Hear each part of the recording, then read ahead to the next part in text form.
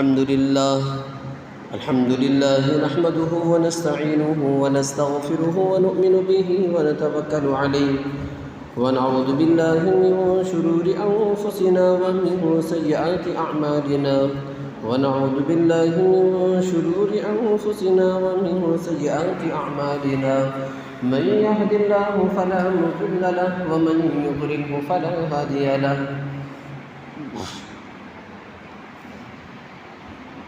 ونشهد أن لا إله إلا الله وحده لا شريك له ونشهد أن سيدنا ونبينا وحبيبنا وشفيعنا ومولانا محمدا عبده ورسوله أما بعد فأعوذ بالله من الشيطان الرجيم بسم الله الرحمن الرحيم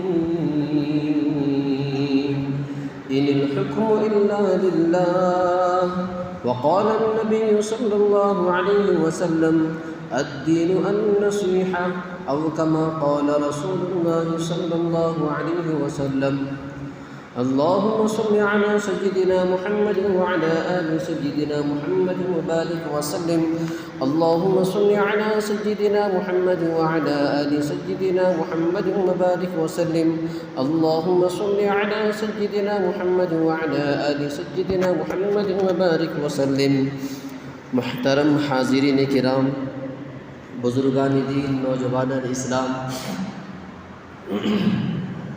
پردہ نشین امت کی مائیں، بہنیں اور بیٹیاں، آج اس جمعہ کے موقع پر آپ حضرات کے روبرو ہمارے ملک میں بہت ہی جوش و خروش کے ساتھ منائے جانے والا دن 26 جنوری،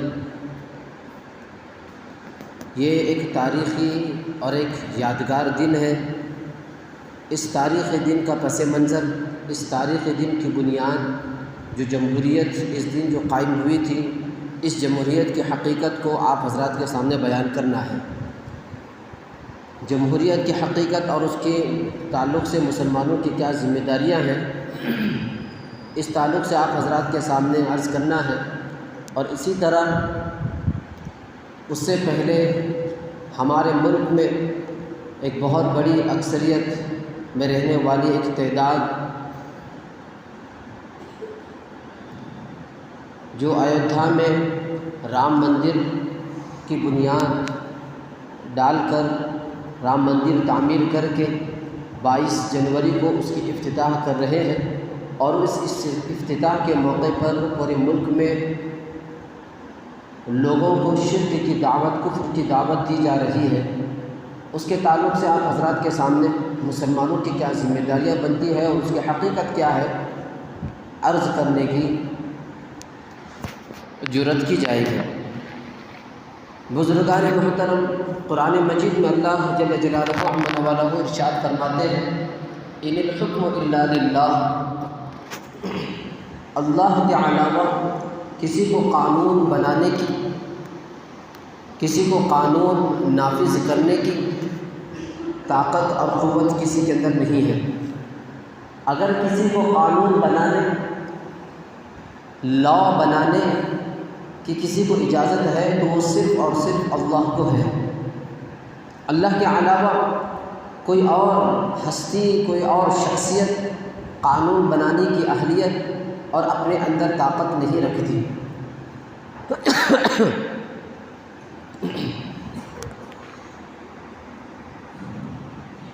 بزرگان محترم، اللہ کے علاوہ کسی کو قانون بنانے کی اجازت نہیں ہے۔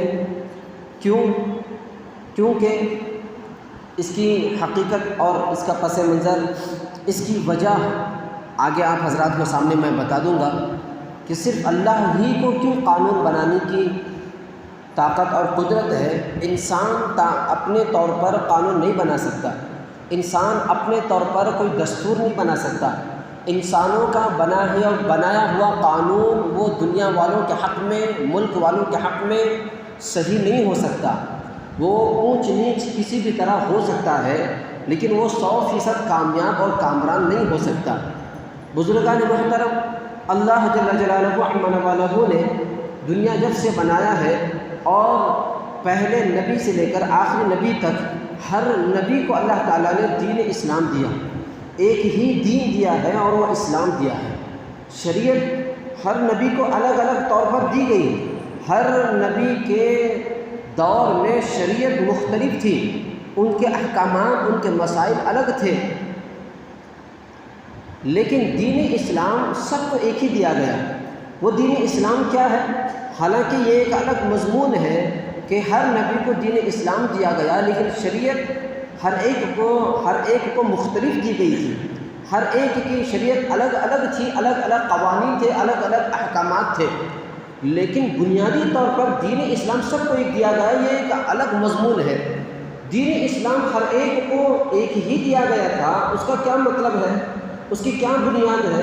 اس کی بنیاد ہے اللہ کو ایک ماننا، اللہ کو ایک ماننا، نبی کو تسلیم کرنا، نبی کو نبی ماننا، نبی کو پیغمبر ماننا، نبی کو خدا نہیں ماننا، اللہ کو ایک ہی ماننا۔ یہ حضرت آدم علیہ السلام سے لے کر حضرت نبی کریم صلی اللہ علیہ وسلم تک تمام نبیوں کو یہی دین دیا گیا اور یہی سکھایا گیا کہ اللہ ایک ہے۔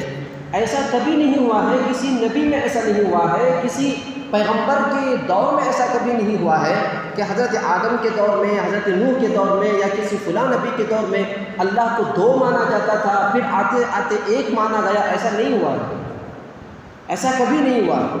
پیغمبر کو بھی اللہ کے ساتھ خدا مانا جاتا تھا، اس کی پرستش کی جاتی تھی، اس کی عبادت کی جاتی تھی، اس کو نبی کا اس کو اللہ کا درجہ دیا جاتا تھا۔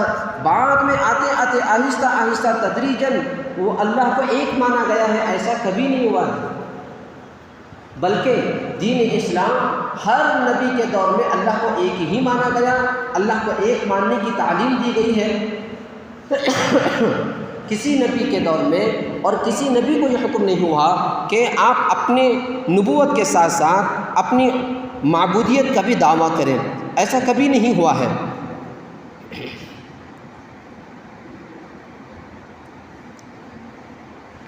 بزرگان محترم، ہمارے ملک میں پورے سال بھر کے اندر 2 دن بہت ہی خوشی کے ساتھ اس ملک میں منایا جاتا ہے۔ پہلا دن ہے 15 اگست، جو یوم آزادی کے طور پر منایا جاتا ہے، کیونکہ اسی دن آزادی اس ملک والوں کو حاصل ہوئی انگریز کے تسلط سے۔ انگریزوں کو اسی دن بھگایا گیا، انگریزوں کا تسلط یہاں کے رہواسیوں اور باشندوں پر سے ختم کیا گیا۔ اس خوشی میں پورے جوش و خروش کے ساتھ یہاں کے ملک واسی اور باشندہ یہاں کے سب کے سب، یہاں کے ہر ایک رہواسی خوشی میں یوم آزادی مناتا ہے۔ اور ایک ہے 26 جنوری، جس کو یوم جمہوریہ کے طور پر منایا جاتا ہے۔ یہ وہی دن ہے جس میں ڈیموکریسی نافذ کی گئی تھی، یہ وہی دن ہے جس میں جمہوریت نافذ کی گئی تھی، جمہوریت عام کی گئی تھی، امپلیمنٹ کیا گیا تھا، یہ وہی دن ہے۔ تو یہ دن بھی 26 جنوری کو بہت ہی خوشی کے ساتھ، بہت ہی مسرت کے ساتھ منایا جاتا ہے۔ ڈیموکریسی، آج آپ حضرات کے سامنے اسی عنوان پر کہنا ہے کہ یہ جمہوریت اصل کیا ہے، یہ ڈیموکریسی اصل کیا ہے۔ ڈیموکریسی کو یونانی زبان میں جب یہاں پر جمہوریت نافذ کی جا رہی تھی، ڈیموکریسی کے 2 شق ہیں، ایک ہے ڈیمو اور ایک ہے کریسی۔ ڈیمو کو یونانی زبان میں عوام کا مطلب ہے، ڈیمو کا مطلب عوام ہے یونانی زبان میں، اور کریسی کا مطلب یونانی زبان میں حکومت ہے۔ تو دونوں ملا کر کے معنی یہ ہوا، مطلب یہ ہوا، میننگ یہ ہوا کہ عوام کی حکومت کو ڈیموکریسی اور جمہوریت کہا جاتا ہے۔ اصل جمہوریت کا مطلب یہ ہے، یہ مطلب نہیں ہے کہ جمہوریت کا کہ ایک ہی رنگ والے، ایک ہی ذات والے، ایک ہی زبان والے، ایک ہی پارٹی والے پورے ملک میں حکومت کریں گے، انہی کا قانون چلے گا، انہی کا دباؤ چلے گا، انہی کی مانی جائے گی، انہی کا مذہب چلے گا، انہی کا رنگ چلے گا، انہی کا جھنڈا چلے گا، انہی کا پرچم چلے گا۔ ایسا نہیں ہوتا، بلکہ جمہوریت کا معنی، ڈیموکریسی کا معنی یہ ہوتا ہے عوام کی حکومت، پبلک کی حکومت، گورنمنٹ آف دا پیپل، اس کو کہا جاتا ہے۔ اور اسی طرح آپ اگر ویکیپیڈیا میں دیکھیں گے تو ویکیپیڈیا میں ڈیموکریسی کو، جمہوریت کو کیا کہتے ہیں، اس کا معنی ہے الیکشن سے منتخب فرد کو حکومت حاصل ہو جانا۔ الیکشن میں جو امیدوار رہتا ہے وہ امیدوار کو عوام اپنے انتخاب سے اپنے ووٹ سے جس کو جتاتے ہیں وہ جو الیکشن میں سلیکٹ ہو جاتا ہے اور پھر اس کو حکومت حاصل ہو جاتی ہے وہ اس حکومت کو عوام پر حکومت کرتا ہے۔ یہ ویکیپیڈیا میں ڈیموکریسی کا معنی ہے۔ امریکہ کا ایک سابق صدر گزرا ہوا ہے جس کا نام تھا ابراہم لنکن۔ اس نے جمہوریت اور ڈیموکریسی کی ایک ڈیفینیشن بیان کیا ہے۔ اس نے کہا ہے کہ government of the people by the people for the people, مطلب یہ ہے کہ ڈیموکریسی کہتے ہیں عوام کی حکومت کو، جو عوام کی حکومت عوام سے لی گئی ہے اور وہ عوام کے لیے ہے۔ By the people for the people, عوام کے ذریعے سے یہ عوام کی حکومت بنی، عوام کے ذریعے سے یعنی عوام کے ووٹوں سے، ان کی ووٹنگ سے، ان کے انتخابات سے، اور وہ عوام کے لیے ہے۔ علامہ اقبال رحمۃ اللہ علیہ نے بہت ہی بہترین اس کی تعریف بیان کی ہے جمہوریت کی۔ انہوں نے کہا یہ جمہوریت کا معنی مطلب یہ ہے کہ سروں کو گننا، سروں کو جمہوریت میں گنا جاتا ہے، سروں کو تولا نہیں جاتا۔ سروں کو جمہوریت میں ڈیموکریسی میں گنا جاتا ہے بلکہ تولا نہیں جاتا۔ مطلب یہ ہے ووٹنگ کے دن، انتخابات کے دن جب ووٹنگ بوتھ پر جو قطار کھڑی ہوئی رہتی ہے اپنے اپنے ووٹر آئی ڈی کارڈ لے کر کے یا آدھار کارڈ لے کر کے کھڑے جو ہوتے ہیں اپنے اپنے پولنگ بوتھ میں ووٹ دینے کے لیے، تو اس وقت اس قطار میں امیر بھی ہوتا ہے، غریب بھی ہوتا ہے، مرد بھی ہوتا ہے، عورت بھی ہوتی ہے، وقت کا وزیر اعظم، وقت کا ایم پی، وقت کا جج آف دا سپریم کورٹ وہ بھی ہوتا ہے، اور وقت کا بہت سارے بڑے بڑے آفیسرز ہوتے ہیں، اور ساتھ ہی ساتھ ایک مزدور بھی ہوتا ہے۔ اب جب کوئی سپریم کورٹ کا جج ووٹنگ کرے گا تو اس کا ووٹ کا حق اور یہ مزدور کا جو ایک دم غریب، نادار، خستہ حال، بوسیدہ ہے اور اس کی کوئی ویلیو سماج میں نہیں ہے، سوسائٹی میں نہیں ہے، وہ آدمی حق ووٹ دیتا ہے اور وہ ایک بڑا آدمی ووٹ دیتا ہے۔ اب اس کی ووٹ میں اور اس کے ووٹ میں کوئی فرق نہیں ہوتا، تم ووٹ دیے اور تم بھی ووٹ دیے، دونوں کے اندر کوئی فرق، کوئی تبدیلی نہیں ہوتی، اس کا بھی اتنا ہی وزن، اس کا بھی اتنا ہی وزن۔ تو جمہوریت میں سروں کو گنا جاتا ہے، سروں کو تولا نہیں جاتا۔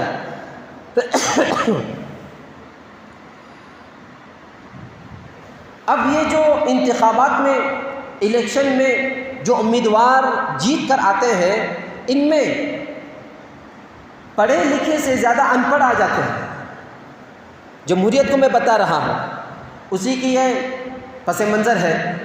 تو جو لوگ پارلیمنٹ میں جیت کر آتے ہیں یا اسمبلی میں جیت کر آتے ہیں، ایم ایل اے بن کر کے چن کر کے وہاں پر آتے ہیں، اور ممبر آف پارلیمنٹ بن کر کے جو لوگ آتے ہیں وہاں پڑھے لکھے سے زیادہ ان پڑھ لوگ آتے ہیں۔ یہ ہمارے ملک کی بدقسمتی ہے کہ بڑے بڑے پوسٹ پر آنے کے لیے، جج بننے کے لیے، یا بنا ہوا قانون جج کیا کرتا ہے، جوڈیشری ہو یا مجسٹریٹ ہو، وہاں پر جو جج اپوائنٹ ہوتا ہے اس کا مطلب کیا ہوتا ہے، بنایا ہوا قانون کو نافذ کرنے کے لیے پورا جانچا جاتا ہے، اس کی ڈگری اتنی ہو، اس کی کوالیفیکیشن اتنی ہو، اس کی تعلیم اتنی ہو، اس کا ذہن ایسا ہو، اس کی اتنی زبان آتے ہو، اس کی صلاحیت اتنی ہو، اس کی کیپیبل اتنی ہو، اس کی ایلیجبلٹی اتنی ہو، یہ سارے چیزوں سے اس کو جانچا جاتا ہے۔ کیوں کہ بنایا ہوا دستور اور بنایا ہوا قانون کو نافذ کرنے میں کوئی غلطی نہ ہو۔ لیکن یہ ہمارے ملک کی بدقسمتی ہے، پارلیمنٹ میں جو لوگ چن کر آتے ہیں وہ پڑھے لکھے سے زیادہ ان پڑھ ہوتے ہیں، اور وہاں کام کیا رہتا ہے، وہاں قانون بنانا ہوتا ہے۔ قانون بنانے کے لیے جو لوگ چن کر آتے ہیں وہ ان پڑھ زیادہ ہوتے ہیں، اور قانون بنایا ہوا نافذ اور امپلیمنٹ کرنے کے لیے جو لوگوں کو چنا جاتا ہے وہ ہائی کوالیفائڈ ہوتے ہیں۔ یہ ہمارے ملک کی بدقسمتی ہے۔ تو پڑھے لکھے سے زیادہ لوگ ان پڑھ پارلیمنٹ میں آ جاتے ہیں، اور جو انسانوں کا بنایا ہوا جو قانون ہوتا ہے، یہ لوگ جو بناتے ہیں، یہ جو ان پڑھ لوگ قانون جو بناتے ہیں، اور یہ کس کے حق میں کتنا اچھا ہوتا ہے، کس کے حق میں کتنا برا ہوتا ہے، یہ ہم سب جانتے ہیں، یہ ہم سب کے علم میں ہے۔ حالات دیکھ رہے ہیں کہ کس کے حق میں اچھا ہے اور کس کے حق میں برا ہے، لیکن ایک قانون جو اللہ کا بنایا ہوا جو قانون ہے وہ ہر ایک کے حق میں بھلائی ہے، ہر ایک کے حق میں خیر ہے، برکت ہے، اچھا ہے، اس کو اگر فالو کیا جائے، بالکل اسی پر رہا جائے، اسی کے مطابق اگر چلایا جائے ملک کو، تو پھر جو ہے وہ 100% کامیاب ہو جاتا ہے۔ کیونکہ قانون بنانے کے لیے 4 چیزوں کی ضرورت پڑتی ہے، 4 چیزوں کی ضرورت پڑتی ہے۔ قانون بنانے والے کے پاس 4 چیزیں ہونا ضروری ہوتی ہے۔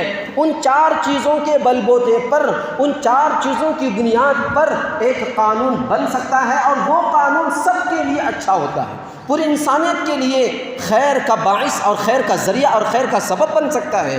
ایک چیز ہے علم محیط ہو، قانون بنانے والے کے پاس علم محیط ہو، جس ملک کے لیے وہ قانون بنا رہا ہے، جس ملک کی عوام کے لیے وہ قانون بنا رہا ہے، جس ملک کے لوگوں کے لیے وہ قانون بنا رہا ہے، اس ملک کے تمام چیزوں کا علم سے موجود ہو۔ اس ملک کے اوپر پہلے کون سے حالات آئے، اس کے بعد کون سے حالات آنے والے ہیں، پاسٹ کا بھی اسے علم ہو، فیوچر کا بھی اسے علم ہو، گزشتہ حالات کی واقفیت بھی ہو، اور آئندہ آنے والے حالات کی بھی واقفیت ہو۔ یہ تمام چیزوں کو سوچ سمجھ کر کے وہ آدمی وہ قانون بنا سکتا ہے۔ اسی لیے علم محیط، آپ اللہ کو دیکھیں، ایک ذات ایسی ہے جو علم محیط رکھنے والی، وہ اللہ کی ذات ہے۔ اللہ حضرت آدم سے لے کر کے پہلے سے لے کر ابتدا سے لے کر انتہا تک، حضرت آدم سے لے کر کے پہلے انسان سے لے کر کے قیامت تک آنے والے آخری انسان تک کا بھی علم رکھنے والی وہ ذات ہے اللہ کی۔ تو اللہ نے جو قانون بنایا ہے وہ تمام کو سوچ سمجھ کر کے، پہلے لوگوں کے لیے کیسا ہونا چاہیے، بعد کے لوگوں کے لیے کیسا ہونا چاہیے، ہر ایک کے لیے قانون یکساں ہو، ہر ایک کے حق میں خیر ہو، یہ اللہ تعالیٰ نے بنایا ہے۔ اسی لیے میں نے کہا دین اسلام تو ہر زمانے میں ایک ہی رہا، شریعت بدلتی رہی، شریعت بدلتی رہی ہے، لیکن دین اسلام ہر زمانے میں، ہر نبی کے دور میں، ہر پیغمبر کے دور میں ہمیشہ ایک ہی رہی ہے۔ تو علم محیط قانون بنانے والے کے پاس ہونا چاہیے۔ اور دوسری چیز، رحمت کاملہ، جو قانون بناتا ہے اس کے دل میں رحمت کاملہ ہو، اس کے دل میں رحمت کاملہ ہو، کسی ایک برادری کی محبت، کسی ایک برادری کی ہمدردی، کسی ایک برادری کا سپورٹر نہ ہو، ہر ایک کے حق میں وہ رحم کا مادہ رکھتا ہو۔ اور اتنا ہی نہیں، صرف انسانوں کے حق میں نہیں، بلکہ پرندے، درندے، جانور، ہر چیز کے حق میں اس کے دل کے اندر ہمدردی موجود ہو، اس طور پر وہ قانون بنا۔ اب یہ رحمت کاملہ کس کے اندر ہے؟ یہ صرف اللہ کی ذات میں ہے۔ اسی لیے اللہ تبارک و تعالیٰ نے بسم اللہ الرحمن الرحیم پڑھنے کا حکم دیا، اپنے نام کے ساتھ رحمان اور رحیم کی صفت کو بڑھایا، کیونکہ رحمان اور رحیم یہ رحم کے مادے سے ہے۔ اسی لیے تو اللہ کا یہ دستور اور یہ عادت رہی ہے کہ وقت کا فرعون کے پاس بادشاہت ہے اور وقت کے موسیٰ کے پاس فاقے پر فاقے ہے، لیکن اللہ تعالیٰ نے ان کو بھی چلایا، کیونکہ اس کا رزلٹ الگ تھا، اس کا نتیجہ الگ تھا۔ یہ اللہ کی حکمت میں، مصلحت میں ہوتی ہے کہ اللہ جیسا چاہے وہ چلاتا ہے۔ جو نافرمان ہے اس کو بھی اللہ تعالیٰ کھلاتا ہے۔ کیوں؟ رحمان کی صفت اللہ کے پاس موجود ہے، رحیم کی صفت اللہ کے پاس موجود ہے، کیونکہ قانون بنانے والا اللہ ہے، رحمان رحیم ہونے کی وجہ سے۔ تو یہ بھی چیز اللہ کے پاس ہو سکتی ہے، انسانوں کے پاس نہیں ہو سکتی۔ اور تیسری چیز قدرت کاملہ، جس لوگوں کے لیے، عوام کے لیے آپ قانون بنا رہے ہو، ہر ایک پر کنٹرول پوری طرح ہو، قابو ہو، ہر ایک پر اچھی طرح 100% کنٹرول ہو، جبھی جا کر کے قانون بنایا جا سکتا ہے۔ اور یہ قدرت کاملہ اللہ کے پاس موجود ہے، انسانوں کے پاس نہیں ہو سکتا۔ کیونکہ اگر کرناٹکا میں کوئی ہمارا سی ایم ہے، وہ جب قانون بنانے کے لیے کچھ کرے گا، اس کی حکومت صرف کرناٹک میں ہوگی، مہاراشٹر میں نہیں ہوگی، تلنگانہ میں نہیں ہوگی، آندھرا پردیش میں نہیں ہو سکتی، یو پی میں نہیں ہو سکتی، یو پی والے کی حکومت کرناٹکا میں نہیں ہو سکتی۔ اس کے لیے قدرت کاملہ، اور اگر سینٹرال میں بھی اگر بنائے جائیں تو اسے تمام کی قرارداد کو لینا پڑے گا، اس کی سپورٹنگ کو لینا پڑے گا۔ اس پارٹی کے علاوہ دوسری پارٹی کی اگر کسی صوبے میں حکومت ہے تو وہاں اس کی پوری طرح نہیں چل سکتی۔ قانون بنانے کے لیے تمام پر قدرت کاملہ ہونا ضروری ہے، اور یہ صفت صرف اللہ کے پاس ہے، کسی انسان کے پاس نہیں آ سکتا۔ انسانوں کا بنایا ہوا قانون یہ 100% کامیاب نہیں ہو سکتا۔ چوتھی چیز قانون بنانے کے لیے غیر جانبداری ہونی ضروری ہے۔ غیر جانبداری ہونی ضروری ہے، یعنی کسی کے حق میں اچھا ہونا، کسی کے حق میں خلاف ہونا، یہ نہیں ہونا چاہیے۔ آج کے حالات آپ کو بتا رہے ہیں، جو قانون دھڑا دھڑ جو بل پاس ہو رہے ہیں، قانون بنتے ہوئے جا رہے ہیں، کسی پر بین لگا دیے، کسی کو کچھ کہہ دیے، کسی کو برا بھلا کہہ دیے، کسی کے تعلق سے دہشت گرد کا الزام لگا دیے، آتنکواد کا الزام لگا دیے، اور اس کے خلاف یو پی اے جو بھی قانون پر قانون جو بنائے جا رہے ہیں، یہ کس کے حق میں اور کس کے خلاف میں ہے، یہ حالات بتا رہے ہیں، یہ حالات ہمیں بتا رہے ہیں۔ اب پتہ چلا قانون بنانے والا جانبدار ہے یا غیر جانبدار ہے۔ غیر جانبداری کی صفت انسانوں میں نہیں ہو سکتی، وہ کبھی نہ کبھی کسی نہ کسی جگہ پھسل جاتی ہے۔ ایک ذات ہے جو ہمیشہ غالب غیر جانبدار رہ سکتی ہے، وہ اللہ کی صفت ہے، وہ اللہ کی ذات ہے۔ تو یہ 4 چیزیں ہونی ضروری ہیں قانون بنانے کے لیے۔ فی الحال بزرگان محترم، فی الحال اس ملک میں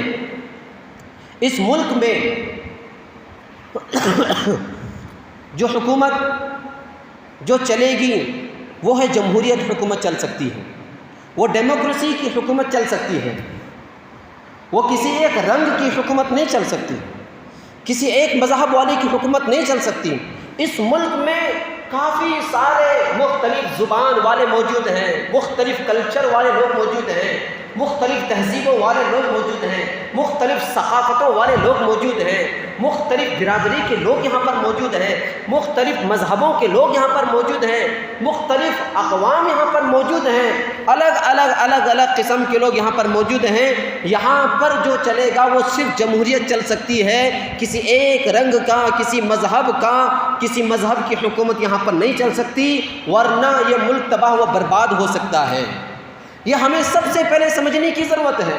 اسی لیے جو جمہوریت کے خلاف کوئی کام ہو تو ہر باشندے کی ذمہ داری بنتی ہے کہ جب بھی آواز لگائی جائے جمہوریت کو قتل کیا جا رہا ہے، جمہوریت کو کمزور کی جا رہی ہے، آپ کو اٹھنا پڑے گا، آپ کو آواز لگانا پڑے گا۔ اگر کسی کی طرف سے آواز آ جائے تو پھر اسی وقت ہر رہواسی کو یہاں پر کھڑے ہو کر کے جمہوریت کو بچانے میں، ڈیموکریسی کو بچانے میں، اپنے ملک کے لیے اپنے جان مال کو لگانا اس پر ضروری رہتا ہے۔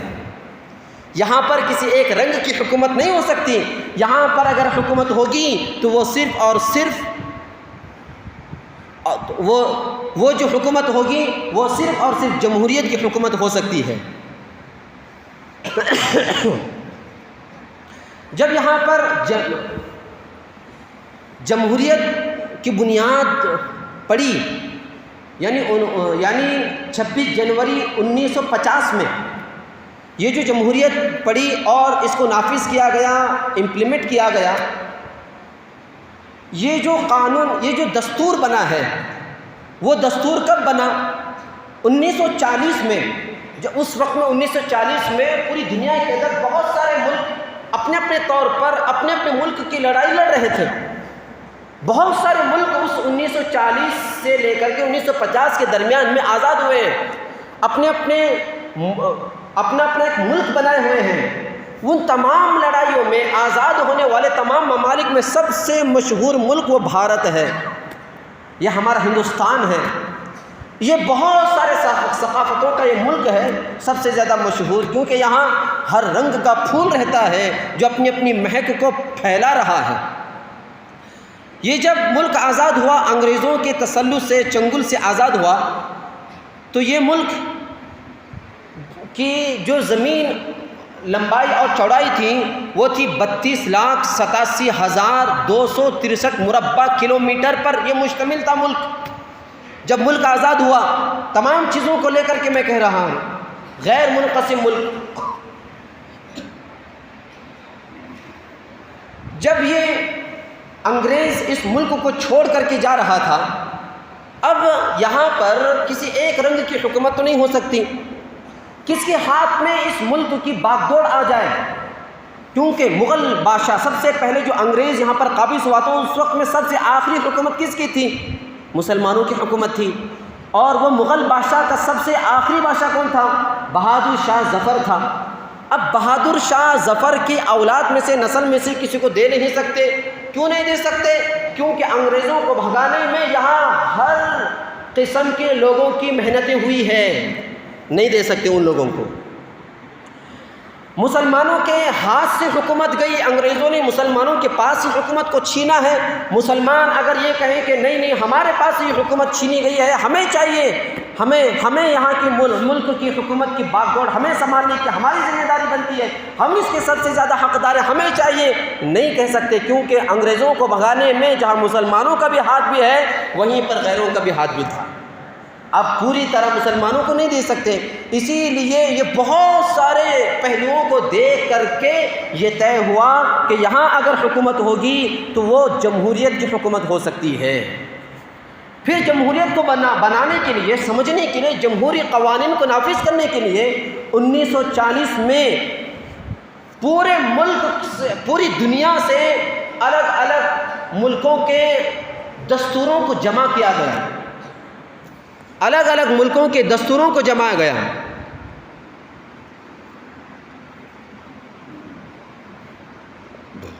بلکہ 50 ملکوں کے دستور کو جمع کیا گیا۔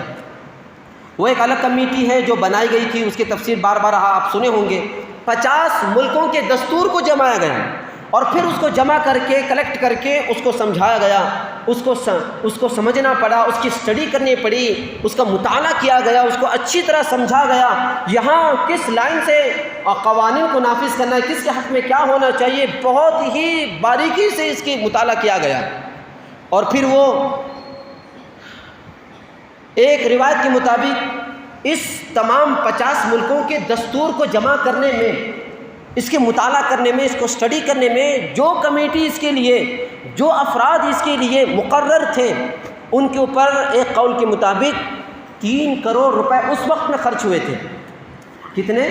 3 کروڑ روپے اس وقت میں، یعنی کتنے پہلے کی بات کہہ رہا ہوں میں، 75 سال پہلے کی بات کہہ رہا ہوں۔ 3 کروڑ روپے اس وقت میں ان لوگوں پر خرچ ہوا تھا اور پورے دنیا سے 50 دستوروں کو جمع کیا گیا تھا۔ 3 کروڑ روپے خرچ کر کے پھر اس کے بعد 1949 تک، 26 نومبر 1949 تک یہ دستور بنا، جس میں 22 ابواب، 12 شیڈول، 395 دفعات پر مشتمل ایک دستور بن گیا۔ اور یہ جب دستور بنا تو پھر اس کو قبول کروانے کے لیے میٹنگیں پر میٹنگیں ہوئی، بہت ساری بیٹھک ہوئی، اور بیٹھک ہونے کے بعد جب یہ قبول ہوئی تو پھر اس کے بعد نافذ جس دن کرنا تھا وہ دن ہے 26 جنوری 1950 میں قبول ہوا۔ 1950 میں یہ قبول ہوا اور پھر اس کے بعد اس کو نافذ کیا گیا۔ اور جو قانون اس سے پہلے چل رہا تھا، کیونکہ یہ تو قانون بعد میں بنا، اس سے پہلے کون سا قانون چل رہا تھا؟ 1930 میں انگریزوں نے قانون بنایا تھا۔ 1930 میں جو برطانوی سامراج کا قانون تھا اس کو ختم کر دیا گیا، اس کو ختم کر کے پھر یہ دستور، یہ کانسٹیٹیوشن کو نافذ کیا گیا۔ اس کو ختم کرنے کے بعد، یہ دستور بننے کے بعد صرف 8 ماہ بعد، جو بہت ساروں کے حق میں یہ دستور بنا ہوا تھا، ہر ایک کے حق میں بہت ساری بھلائیاں تھی اور ہر ایک کے حق میں ریزرویشن تھا، 8 بننے کے بعد، قانون بننے کے بعد اب اس کو کس کس کے حق میں یہ ہے اور کیا کیا حقوق اس کے اندر لکھے ہوئے ہیں، وہ حقوق عملی طور پر بھی نافذ ہونا چاہیے، عملی طور پر حاصل ہونا چاہیے۔ 8 ماہ گزرے نہیں تھے کہ 8 ماہ کے بعد، صرف 8 ماہ کے بعد دلت اور اقلیتوں کو ریزرویشن دیا گیا۔ اور اس وقت سے لے کر اب تک بھی مسلمانوں کے لیے، مسلمان اپنے حقوق میں جب بھی لڑتا رہا، میٹنگ ہوتی رہی، ہمیشہ لڑتے ہی رہے ہیں، کبھی ریزرویشن پاس نہیں ہوا۔ یہ حال ہوا ہے مسلمانوں کا، تو صرف جھگڑے ہی چلتے رہے۔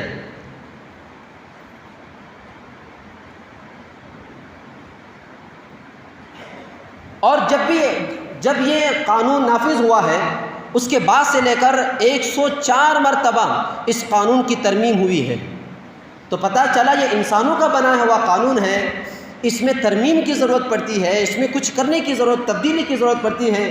لیکن اللہ کا جو بنایا ہوا قانون جو ہوتا ہے اس میں کبھی ترمیم کی ضرورت نہیں پڑتی، بدلاؤ کی ضرورت نہیں پڑتی، کیونکہ اللہ تبارک و تعالیٰ کا جو بنایا ہوا قانون ہے وہ تمام چیزوں کے اعتبار سے پوری انسانیت کے لیے وہ بہتر اور ٹھیک رہتا ہے، بہترین رہتا ہے۔